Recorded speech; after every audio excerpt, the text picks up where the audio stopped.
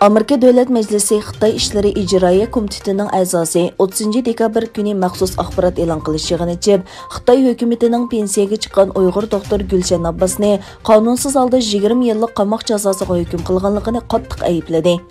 Axborot yig'inining muhim temasi bo'lsa, Amerikadagi Uyg'ur ziyolisi va faoliyatchisi doktor Rishad Abbos va Roshan Abbosning qarindishi, Urumchida pensiyaga chiqqan doktor Gulshan Abbos xonimning Xitoy tarafidan 20 yillik qamoq jazosiga hukm qilinishi edi. Gulshan Abbosning qizi Ziba Abbosning bildirishicha, Gulshan Abbos xonim Xitoy doiralari tarafidan 2018-yili 10-sentabrdan beri g'oyib qilayotgandan beri hech qanday izlarki bo'lmay kelyapti. Biroq yaqinda uning oilasi Gulshan Abbosning 20 yillik qamoq jazosiga hukm qilinganligi haqida xabar topshirib olgan. Amerika muavin tashqi ishlar ministri, demokratiya, kishilik huquq va emgak idorasi Tibet masalasi alohida moslashtiruvchisi Robert Destro Twitter hisobida uchur yo'llab, Xitoy Kommunist partiyasining Gulshan Abbosni darhol qo'yib berishi kerakligini aytdi.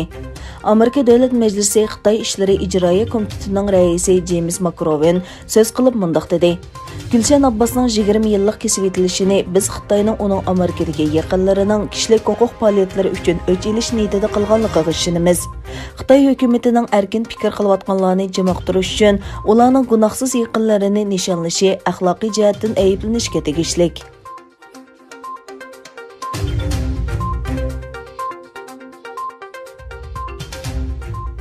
Bugun yani 1-yanvar Sharqi Turkistondagi yig'ilish lagerlari qurbonlarining oila tavobatlarining Istanbuldagi Xitoy konsulxonasi oldida norozilik faoliyatining 10-kunidir.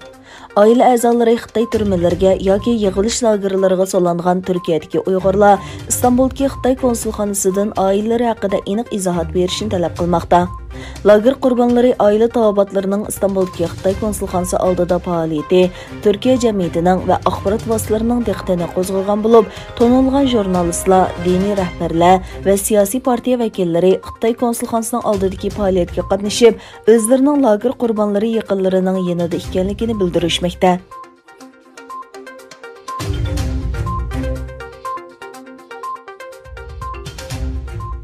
Aqsaray Davlat bexatarlik maslahatchisi Robert O'Brien Xitoyning Afg'onistondagi Amerika askarlariga hujum qilish uchun bir qism davlat sirtidagi tashkilotlarni pul bilan ta'minlaganligini doklad qildi.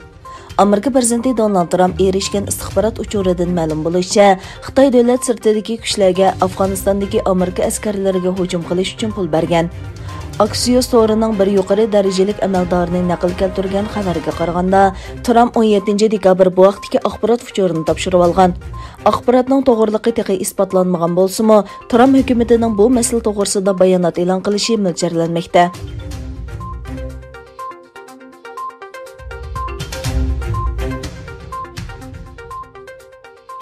Xitoy kasalliklarining oldini olish va kontrol qilish markazi Xitoy virusining Angliyada o'tirg'a chiqqan tez tarqaladigan tipning Shanxayda ko'rilganligini e'lon qildi.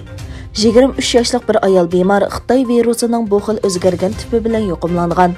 Doirlar virus bilan yuqumlangan bu ayolning 12-oyning 14-kuni Angliyadan qaytib kelganligini va uning bilan aloqalashgan kishilarni aniqlash uchun tekshirish olib berilganligini bildirgan. Egallanishicha, hozirga qadar kam deganda 18 davlatda Xitoy virusining tez tarqaladigan tipi bayqalgan.